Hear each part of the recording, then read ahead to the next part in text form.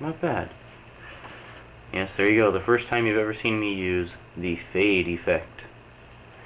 That was, of course, fading in. This button has a fader. Oh, let me just get the autofocus turned on. I'm on macro right now because I'm so close in. It's Thursday, April 16th, 1992. Mindy and I went out last night. We went to see Sleepwalkers. It was okay. Some cool special effects in it. If you've seen Michael Jackson's video for Black or White, you've probably seen the metamorphosis kind of effect from one person into another. Well, they did some effects like that in it, and it was quite good. It was neat. We went to eat at a place called Jonathan's. It was pretty nice. Popped into the Church of Scientology to say hello. So anyway, what? You're shocked? Oh, well, don't worry. We're not Scientologists or anything like that, and have no intention of ever becoming one. It's just a bunch of loonies. Yeah, but, well, let's start. I don't have much time right now. It's 8:38 in the morning. I'm waiting for my dad to get here to take me to work, so I don't have a lot of time to talk. Just thought I'd check in with you. I didn't check in with you yesterday, so I thought I'd talk to you today. I'll tell you the story of what happened. Basically, this guy stopped us on the street and asked if we had done this particular type of personality test before, and he showed it to us, and Mindy and I both answered no. And he said, well, why don't you come upstairs to our office? And I didn't know what it was, so then I looked up in the window and saw Dianetics, which is, of course, L. Ron Hubbard's book that started the whole Scientology thing. So I thought, oh, what the hell, this might be fun. So we went up there and did the personality test. But as to what happened while we were up there, you'll have to wait till after the next little show to find out. I'm assuming you've heard of Scientology. It's supposed to be a mix of science and psychology or something like that. But it is total bullshit. Their philosophy is like, you shouldn't keep your money to yourself. You should share it with your other Scientologists. Thing is, Scientologists do not make very much money. Or even if they do make a lot of money, most of it goes to the Scientology thing, you know? Which is ridiculous. What shocked me was both John Travolta and Kirstie Alley are both Scientologists. And that was pretty freaky, I must say. Well, I guess each to his own, eh? Yeah, so anyway, I'll tell you more about that after the next show. I don't have, like I said, I don't have much time. Let's see how our friend Sean Patterson is doing in coping with the Videomeister. And I'll talk to you after about the little trip Mindy and I took to see what the Church of Scientology is all about. I mean, don't get us wrong, we knew it was bullshit right from, like, ages ago. And we just sort of did it. We had an hour and a half before the movie started and just thought it might be kind of fun. If you're wondering why my voice is sounding kind of funny, it's because I'm catching a cold. So, I don't know, maybe my voice isn't sounding funny. Maybe it just sounds funny to me. Just do a nice fade out effect here. See, I'll show you what the fader looks like. It's not as good. What the fader does is it doesn't fade to black. I'll show you. See, it fades to white. See, I don't know why they did that, making it fade to white. From what I could tell on your camera, your fader fades to black.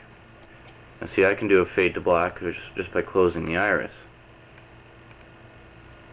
Like that. Yeah. But you see, the thing is, it keeps the sound, as you can hear. Whereas the actual fader, of course, fades both the picture and sound. Anyway, enjoy. Thing. While you're watching that, I'm going to get ready to go for work. Or to go to work. Hey, you can't see me anymore, so you can't see all the cool facial expressions I'm doing to accompany these words. Say, how'd you like to see a show about ghosts? Hey, this is starting to get interesting. Ghosts? Alright. Alright.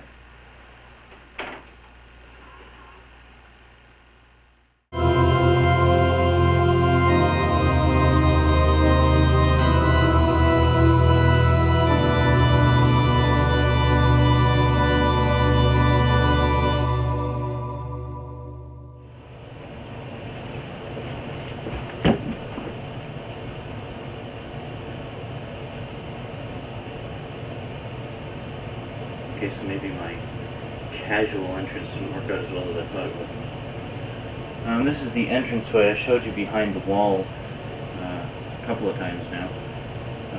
Back there is behind the wall of the program room. I know this seems like a completely different place, but it's still the program room. I scratched myself. I wanted to apologize for something. Ever since video letter 6, I've been using the editor, which is right down there, as you know, for the nice, cleanly edited video letters, but I've been noticing a problem with it. Actually, I've noticed it for quite some time, just sort of ignored it. You may have noticed, I think it's come out on a few of your VHS copies of video letters. The picture tends to be rather shaky at times. You may notice it's kind of shaking. I don't know, maybe shaking right now. And don't worry, that's not you. Okay, that's me, here. That's the editor. The editor has something wrong with it. It makes the picture shaky. I've tried adjusting the tracking, adjusting the still adjustment, everything, and nothing works. So, too bad. But just because I'm using 8mm does not mean that your video letters are no longer in stereo. They are still in high fidelity stereo, because with the editor here, it allows me to do the sound in stereo, as well as do the nice clean cuts and everything. I think I'm just going to take you back there for a minute, and I'll talk to you from back there. I'm going to tell you about that Scientology thing now. I kind of got sidetracked there. But I'm sure now you're like dying to know. If you've heard of it, I'm sure you're dying to know even more. I didn't sign up, okay? I don't believe in any of that crap. I just want to reaffirm that I think it's total bullshit. It was just something we did for fun, just to see what it was all about. That was it. We had no intention of joining up. Even if it seemed like something we would like, we were not going to join up because we know what Scientology is all about. Money grubbing, basically. Well, I'll tell you about it in a minute. I'm just going to move behind the wall there, and I'll talk to you from there. Let's go!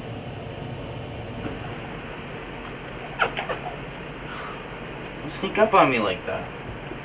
Jeez. Okay, good. Beat me here. Now, first off, something about me is different. Can you tell what it is? Fine, you guessed. Got my glasses off. Yeah, you're pretty smart there, Jason. Didn't think you'd be able to get that one. Okay, anyway. You may recall in the opening music video for this, there were 3 parts to the opening segment. Way at the beginning of part 1, which you probably watched days ago now. There was the part where I was talking about how I was the video master. Then there was the Video Letters to Jason 8 title sequence. Before that, showing all the video equipment. That's the part I'm talking about. Sorry about the hiccups, I just had lunch. Just quickly, weather update. Yesterday, April 15th, it was beautiful. It was really nice. It was dry. It was warm. Thought, hey, great. Nice weather. Maybe it's finally going to be here. I talked to my dad. He said, no, there's not going to be any more snow. Great. And he's right. There hasn't been any more snow. So what happens today? It rains. I kid you not, it is raining outside as we speak. Yeah, well, this was all the wires and things that you saw in that music video I mentioned a few seconds ago. Oh, I'll stand right under here. Let's breathe air. Okay, Scientology. As you know, a guy stopped us on the street, asked us if we were on our way to see Sleepwalkers. It was about 8 o'clock. We stopped on the street by this guy. He asked us if we had done this particular kind of personality survey. He showed us this sheet of paper, and Mindy and I looked at it and said no. I looked up in the window, saw Dianetics, and knew what it was all about, and figured out what the hell it would be fun anyway. And Mindy and I both like L. Ron Hubbard, his science fiction. Okay, we don't like his Scientology crap. That stuff is all garbage. His science fiction isn't bad. It's entertaining. I mean, it's not the greatest, but it's entertaining. So we go up there, we do the interview and everything, and it was more of it was a test, yes, maybe, or no kind of test.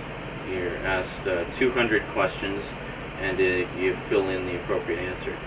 Anyway, so we filled it out, and then we were each taken into separate rooms and spoke to different people. I talked to the guy who stopped us. His name was Bob or something. He comes to me. He sits down in front of me and says, my name is Bob something or other. I can't remember his last name. He says, my name is Bob. I am a Scientologist. I guess he assumed I didn't know. Or was just telling me because it's part of the procedure. I don't know. He proceeded to explain to me how I did on my test, on the personality test.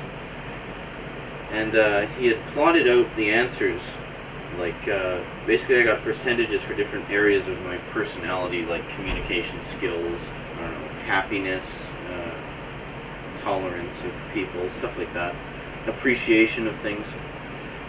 And there were several high points and low points. I scored almost all low for some reason, and I know for a fact that that's wrong, because I scored low in areas which I know for a fact, and other people who know me know for a fact, know that those particular areas are actually strengths of mine, not weaknesses.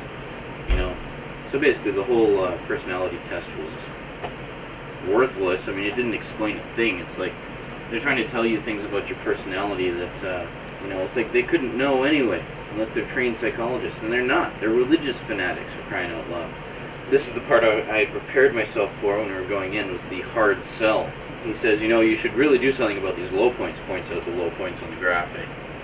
And you really should do something about those, because they could really be a problem in the near future. Oh yeah, well I guess I will then. He says, you know, there's a really good book you should read. He tried to sell me Dianetics, okay, the L. Ron Hubbard book of Scientology and the human mind.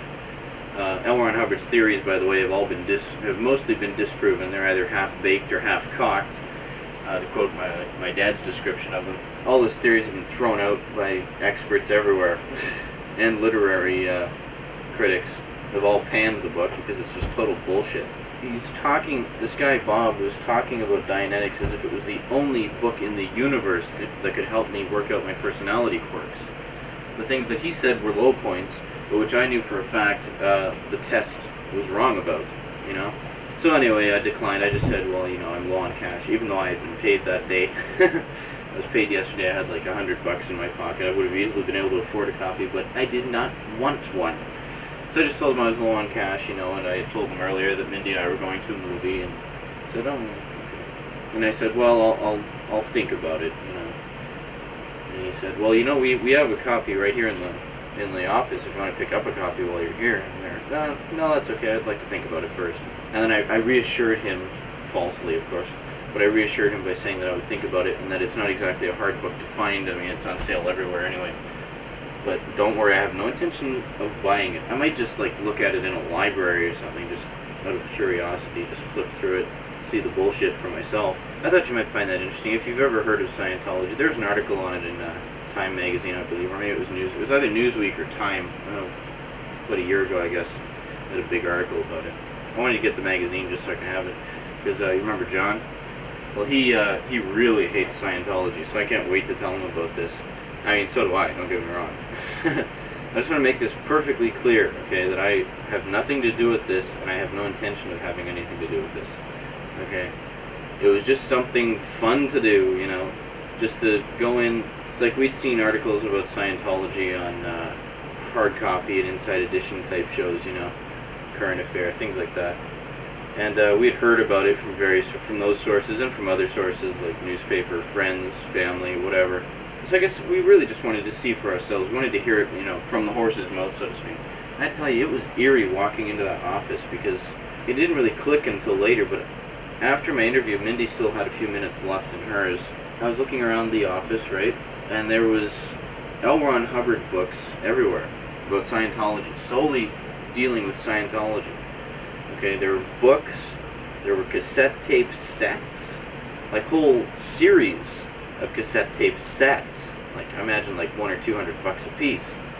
There were video cassettes, and I don't know if I mentioned it or not, they had a huge bronze bust of L. Ron Hubbard there. It's like they practically worshipped this guy. I mean, fuck, give it up already. He was a writer, that's it. And not a great one at that. I mean, he was an okay one. He wrote some good science fiction, that was about it. He wrote some good science fiction, but his theories about man and the mind and everything, that's just all crap. But these people set their entire lives by it. Weird. Well, there you go. I guess you could sort of classify this as an edition of The Truth Revealed without the titles and without Moron Povich. I'm just saying that as a joke. Actually, I like Maury Povich. You know, I like the tabloid shows. Anyway, thought I'd share that with you. Thought you might find it amusing, because I certainly did. Took every bit of effort I had not to laugh through the whole thing. But, you know, I thought you might find that interesting. I just basically thought of it, okay, it's an experience, you know. I mean, I knew these guys weren't dangerous or anything. And before you get all worried... No, I just meant, in that I'm here. Baby, let me check this. Looking for anything in particular? No, working through your schedule. Hold on. Oh, it should be on the thing there, on the titler? Character generator? No, Right here. the round one. You're not doing any major wiring changes back there, I hope. No, I'm just doing a thing for a video letter. See, it might be here Oh, I don't touch this stuff. I use the Okay, I'm equipment over glad, to there. hear, I'm glad to hear that, Sean. Yeah. So, Sean, you got distance education at 6? Yeah. That's a half hour? Yeah. Okay. Do you have to put that on, or? Yeah. Yeah. It's just like a 3-week thing. Yeah. So, Sorry, they were just, it was my dad and Dave. Anyway, before you're wondering, I didn't give them my real address or anything. I gave them a bogus address and bogus phone number. Like, that was one of the things in the test. You had to fill in your name and address. Gave them both Mindy and I gave them my real name, or real names, but bogus addresses and phone numbers. And we're both unlisted anyway. Well, both live together. We're unlisted anyway, so no problem. There's no way they can get our address. And even if they do, it's just like, I'm not interested, go away, you know. So I just thought it would be kind of interesting. What's next? I'm not sure what's next. So it's a surprise to me, just like it's a surprise to you. So enjoy whatever's next. I'll talk to you later. I'm going to see if I can talk to somebody about that editor, see if I can get that picture shaking effect fixed up, because that is really, really irritating. I mean, it's really ticking me off now, because it's getting worse and worse all the time. So anyway, I'll talk to you later. Just in case you forgot, this is what I look like without my glasses. Yeah, I'll talk to you later. It's been fun. See you after whatever's next. Enjoy.